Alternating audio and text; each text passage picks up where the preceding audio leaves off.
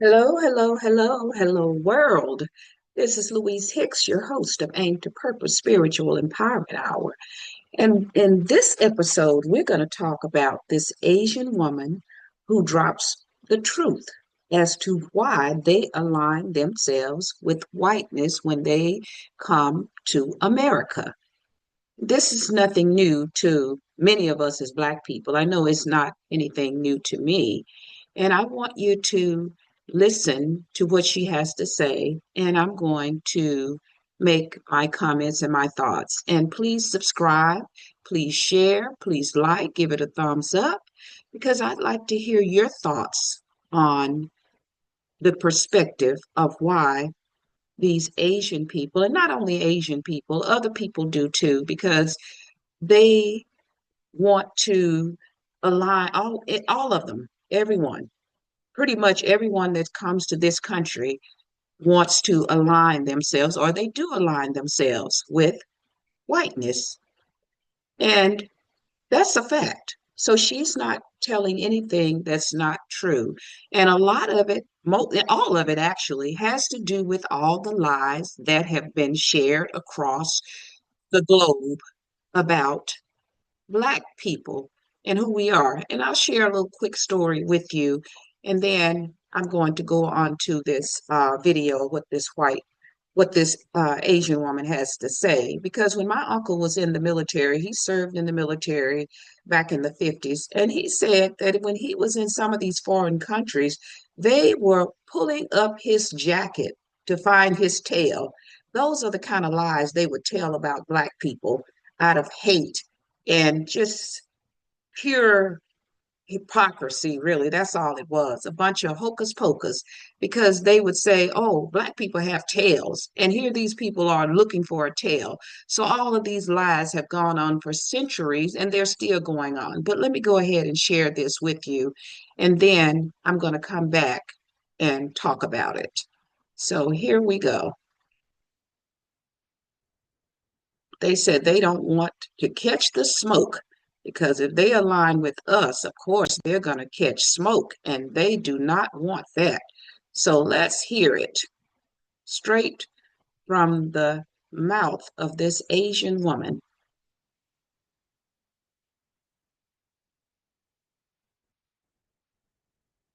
I say we as an Asian, like we heard about America and we learned that to survive in this country, we needed to align ourselves with whiteness and not blackness because we didn't want to catch that smoke, Right. essentially.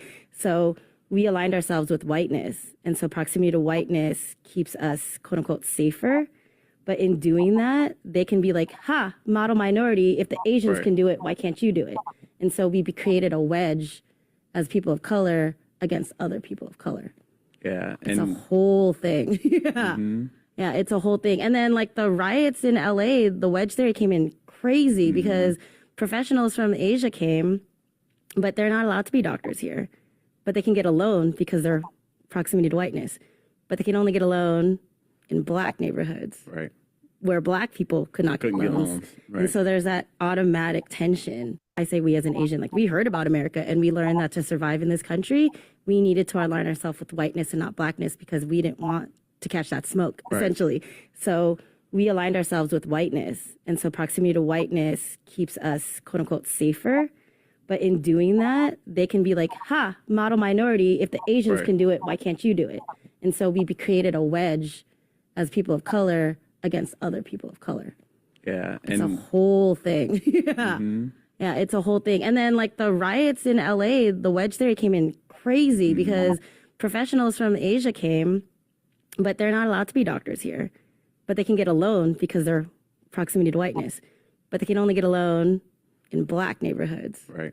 where Black people could not Couldn't get get loans. loans. Right. And so there's that automatic tension. I say we as an Asian, like we heard about America and we learned that to Okay, survive in this country, I'm going to we needed stop to it, align but I ourselves with wanted you whiteness to and not hear it blackness because we twice didn't want to catch that because smoke. it Right. Essentially, really, needed to align ourselves with it whiteness and is not black. really true what she's saying.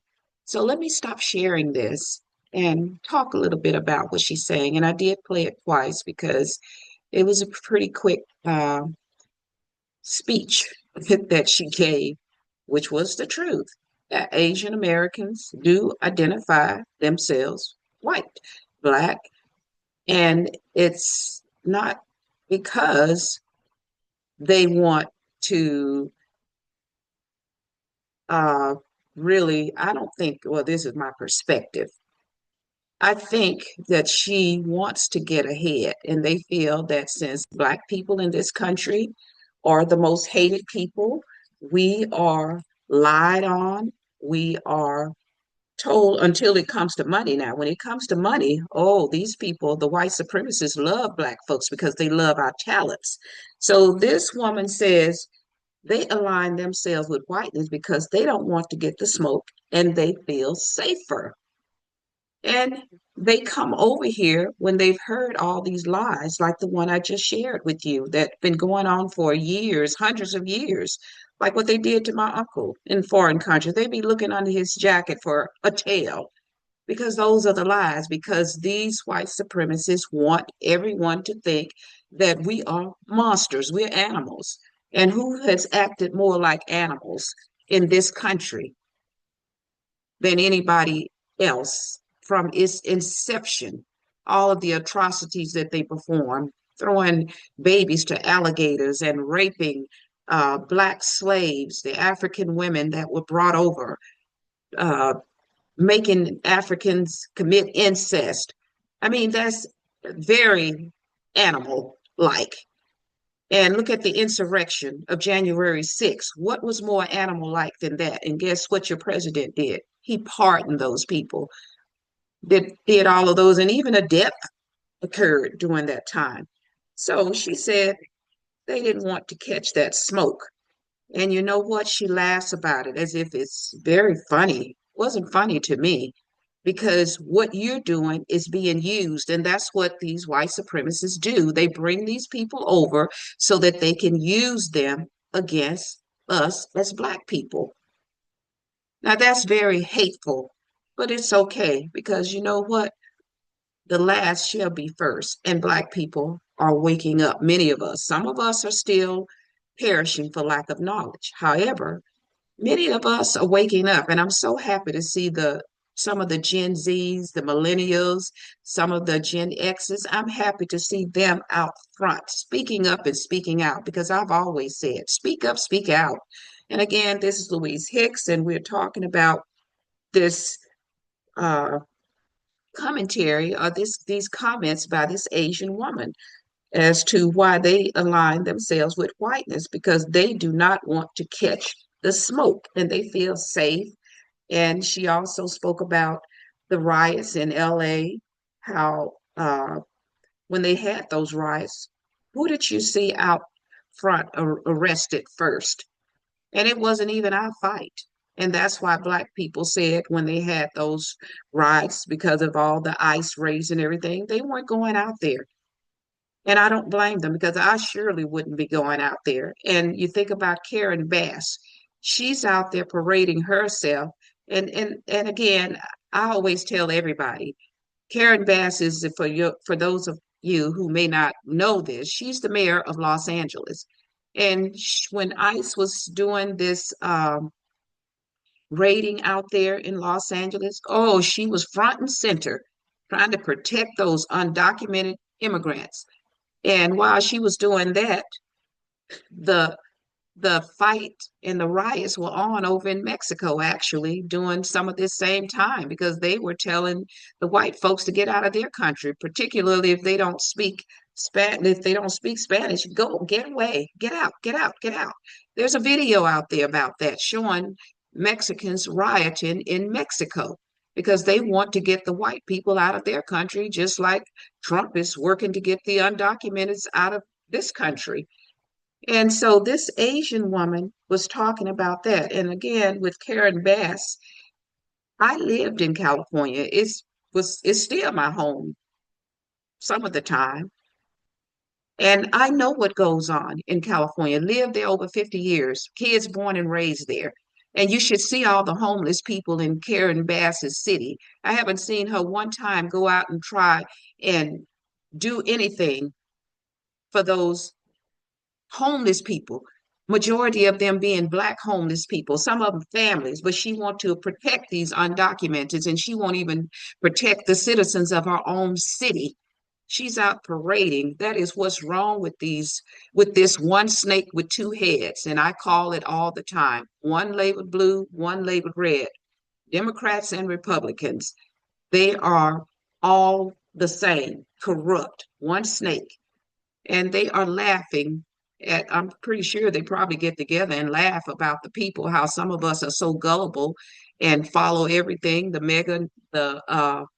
mega nuts, make a great America great again. And what is that all about? Making America white. And they'd love, I'm sure, to put us back in slavery if they could, but that's not going to happen. And Karen Bass, she's really, I don't know how Black people can be on that Democratic bandwagon with her, actually. And the thing is, I saw all of this when I was in my 30s. That's why I got out of the Democratic Party, because we know at one time pretty much all Black people were Democrats. I got out in my 30s because I saw the handwriting on the wall, and I did not become a Republican because I saw the handwriting on the wall there as well. It's up to us to use our critical thinking skills and stop allowing these people to take us down the rabbit hole. And that's what so many of us are doing. We need to align ourselves with policies that impact us as Black people. And if you don't have a policy for us, why are we voting for you? It's ridiculous. Everybody else, that believe me, watch everything and do your due diligence. Other ethnic groups have their own agenda, and it does not include you as Black people. So we have to get our own agenda and realize what we were taught by our parents, that charity starts at home. So we have to look out for ourselves as number one, just like when you have your family, you're going to put food on the table for your family before you do anybody else. So this is what everybody else does except us. And this should be uh, a lesson, what this woman is saying here, because that's what they do. And she talks about the loans, how they can come here to this country and get loans before any Black person can get a loan. They will give it to the foreigners first, whether they're documented or undocumented. This country does not care because these people are brought here and allowed to come here to divide, to further the divide and conquer, which is by design from the white supremacists. And when you fall prey to it, you lose your power. And I always tell you about that scripture, 2 Timothy 1:7, that says, "For God has not given us the spirit of fear, but of power, love, and a sound mind." And notice that word power comes first. Because if you don't have power, how are you going to have love when you have no power? Collectively, we need to unify and gain that power. And I'm going to share another video with you by the the president over in Africa, Traore. And he talks about unifying. I mean, it could be a difficult task. However, if we have a change in our mindset and come out of that, as what Dr. Joy DeGruy calls post-traumatic slave syndrome, we can unify across the world because that is our motherland. As descendants of the Africans that were forced to come over here, other people came voluntarily. Chattel slavery did not happen voluntarily. Who would put themselves out to work under the worst atrocities and the most disgraceful, and I say disgraceful, event that ever happened in America? Who would put themselves voluntarily in a situation like that? And she's right about getting loans. And the sad part about it, are they recognized and realizing that they are being used? Because when they get these loans, where do they go? They go straight to the Black community and won't even hire. Most of them won't even hire you to come in the stores, but they want you to come into your community and want you to trade with them. And why is it the white people don't allow them to set up their shops in their community? They only get these loans, like she said, to set up their shops in the Black communities.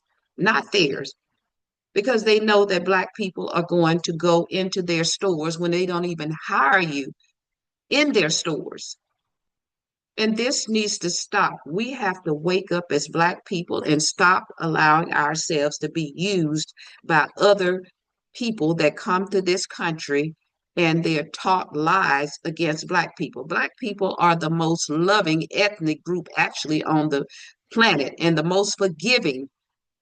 And statistics have documented this. The most biblical followers in America. And a lot of that biblical following is hypocritical as well on Black people's part, because I've seen it for myself. And once we recognize and understand this, we need to unify and stop killing one another. I mean, we know other people kill one another. They do it every day and all day, but you don't hear about a lot about it on the mass media. But you let something happen like with Black people, like the Cincinnati uh, brawl, which the truth has not come out yet about it. And I'm sure we're going to hear more about that Cincinnati brawl. In fact, I'll do a podcast on it once I get more information. But I just wanted to bring this to particularly to our community's attention so that you can have a better understanding the why and get to the root cause of why J. Edgar Hoover back in the 50s and 60s was hell bent on keeping Black people from unifying, because J. Edgar Hoover was an evil man, very evil, very hateful against Blacks. And his primary function as the FBI director was to keep Black folks divided and destroy the organizers of the Black Panthers who were helping. They even had some white people that were in alignment with the Black Panthers. But did they ever try to outlaw or infiltrate and get rid of all of the Ku Klux Klan? No, they didn't do anything. So that tells you what's going on, my people. And let's start aligning ourselves in unity together to support one another, because economically, collectively, we are drowning. We've been in this country longer than anybody, and our it's not that we want to drown. We've been thriving against the odds in this country. All of the towns and cities that Black people built against the odds. And I know you've heard about Tulsa, Oklahoma, 1921 massacre. That wasn't the only one. There were dozens and dozens and dozens of Black towns where Black people were thriving against the odds. Very smart people, doctors, lawyers, all kinds of entrepreneurs doing what was best for our people. And guess what happened? White people couldn't stand it. They came along and they destroyed it with the government's help. So the government is not our friend. And we have to recognize that we're all we have is one another. And that's not just in America, that's across the globe. And once we recognize and realize it as we are, and many of us have recognized and realized it for decades. That's what Marcus Garvey was attempting to do. So was Dr. Martin Luther King. So was Malcolm X. So is Dr. Claude Anderson, who is still alive. And he talks about this in his books. He has multiple books, one being Black Labor, White Wealth, that I read back in the 90s. Dirty Little Secrets. All kinds of information and knowledge is out here about this country and the evil of America, and it's still going on. So we have to recognize and realize and know our history, and read the book by Dr. Joy DeGruy, Post-Traumatic Slave Syndrome. Dr. Joy DeGruy has been speaking out to audiences for years and years and years. And many of her audiences are white audiences. So this woman has given some food for thought for many of us who may not have known this, but I've known this, and many of us have known this for, like I said, for a long, long time. These people come here and they align themselves against Black people for whiteness because they want to get over. However, white people are using them because are they allowing them to come and set up shop in their neighborhoods? Are they giving them loans to set up shops in their neighborhoods?